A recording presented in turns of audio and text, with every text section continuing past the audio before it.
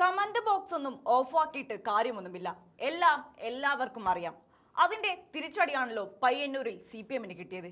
ഇന്നിപ്പോൾ രക്തസാക്ഷി CV ധനരാജിന്റെ അനുസ്മരണവുമായി ബന്ധപ്പെട്ട് പാർട്ടി നേതാക്കളായ TI മധുസൂദനും KK രാഗേഷും സോഷ്യൽ മീഡിയയിൽ പങ്കുവച്ച കുറിപ്പുകൾക്ക് താഴെ ഉയർന്നു വന്ന ജനരോഷം അതിന്റെ ഒടുവിലത്തെ ഉദാഹരണമാണ്.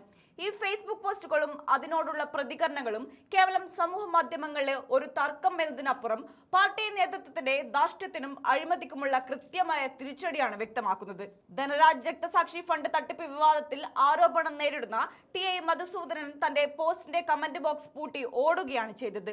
അണികളുടെയും പൊതുജനങ്ങളുടെയും ന്യായമായ ചോദ്യങ്ങൾക്ക് മുന്നിൽ മറുപടിയില്ലാതെ വരുമ്പോൾ കമന്റ് ബോക്സ് ഓഫാക്കുകയും വിമർശനങ്ങൾ ഡിലീറ്റ് ചെയ്യുകയും ചെയ്യുന്നത് ഭീരുത്വം തന്നെയാണ്. രക്തസാക്ഷിയുടെ പേരിൽ പിരിച്ച പണം മുക്കിയെന്ന ഗുരുതരമായ ആരോപണം നേരിടുന്ന ഒരാൾ അതേ രക്തസാക്ഷിയുടെ ഓർമ്മ പുതുക്കുമ്പോൾ ജനങ്ങൾ ചോദ്യങ്ങൾ ചോദിക്കുന്നത് സ്വാഭാവികമാണ്. ആ ചോദ്യങ്ങളെ നേരിടാൻ ഭയന്ന് സുഹൃത്തുക്കൾക്ക് മാത്രം കമന്റ് ചെയ്യാമെന്ന രീതിയിൽ ഫേസ്ബുക്ക് സെറ്റിംഗ്സ് മാറ്റിയത് വീണ്ടും തിരിച്ചടിയായിരിക്കുകയാണ്. മറുഭാഗത്ത് കണ്ണൂർ ജില്ലാ സെക്രട്ടറി KK രാഗേഷിന്റെ നിലപാടാകട്ടെ കൂടുതൽ അഹന്ത നിറഞ്ഞതാണ്.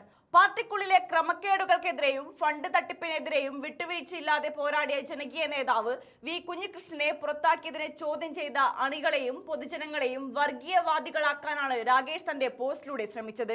യഥാർത്ഥ കമ്മ്യൂണിസ്റ്റുകാർ എന്ന് അവകാശപ്പെടുന്നവർ കള്ളപ്രചാരണം നടത്തി പാർട്ടിയെ തകർക്കാൻ വർഗീയ ശക്തികളുമായി കൂട്ടുചേരുന്നുവെന്ന രാഗേഷിന്റെ പ്രസ്താവന സ്വന്തം പരാജയവും തെറ്റുകളും മൂടിവെക്കാനുള്ള തരംതാണ തന്ത്രം മാത്രമാണ്.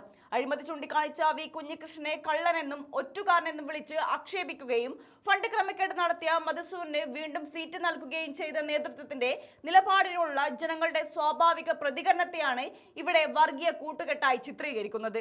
തോൽവിയുടെ ഉത്തരവാദിത്തം ഏറ്റെടുത്ത് സെക്രട്ടറി സ്ഥാനത്ത് നിന്ന് മാറി നിൽക്കാൻ ആവശ്യപ്പെടുന്ന അണികളുടെ വായടപ്പിക്കാൻ ഇത്തരം ആരോപണങ്ങൾ ഉന്നയിക്കുന്നത് ജനാധിപത്യ വിരുദ്ധമാണ്. രക്തസാക്ഷികളെ വിറ്റ് കാശാക്കുന്ന ഈ പുത്തൻ നേതൃത്വ ശൈലിയാണ് പയ്യന്നൂർ പോലുള്ള ഒരു പൊന്നാപുരം കോട്ടയിൽ CPM-ന് വൻ തിരിച്ചടി സമ്മാനിച്ചത്. ഇക്കഴിഞ്ഞ തെരഞ്ഞെടുപ്പിൽ പാർട്ടി ഔദ്യോഗികമായി നിർത്തിയ സ്ഥാനാർത്ഥിയായ TI മധുസൂദനൊപ്പം വിമതനായി ജനവിധി തേടിയ V കുഞ്ഞികൃഷ്ണനെ 7000-ലധികം വോട്ടുകളുടെ ഭൂരിപക്ഷത്തിൽ പയ്യന്നൂരിലെ ജനങ്ങൾ വിജയിപ്പിച്ചു എന്നത് നേതൃത്വത്തിന്റെ മുഖത്തേറ്റ കനത്ത പ്രഹരമാണ്. അഴിമതിക്കാരെ സംരക്ഷിക്കുകയും സത്യസന്ധരായ നേതാക്കളെ പുറത്താക്കുകയും ചെയ്ത ഔദ്യോഗിക നേതൃത്വത്തിന് ജനങ്ങൾ ബാലറ്റിലൂടെ നൽകിയ മറുപടിയായിരുന്നു അത്. പാർട്ടിയുടെ ഈ കനത്ത തോൽവിക്ക് ശേഷവും പൊതുജനങ്ങൾക്ക് മുന്നിൽ ഫണ്ട് വിവാദത്തിൽ കൃത്യമായ കണക്കുകൾ ബോധിപ്പിക്കാനോ കാര്യങ്ങൾ വിശദീകരിക്കാനോ നേതൃത്വത്തിന് കഴിഞ്ഞിട്ടില്ല. അണികളുടെയും പൊതുസമൂഹത്തിന്റെയും ചോദ്യങ്ങളിൽ നിന്നും വിമർശനങ്ങളിൽ നിന്നും ഒളിച്ചോടാൻ സോഷ്യൽ മീഡിയയിൽ കമന്റ് ബോക്സ് പൂട്ടിയത് കൊണ്ട് കാര്യമില്ല.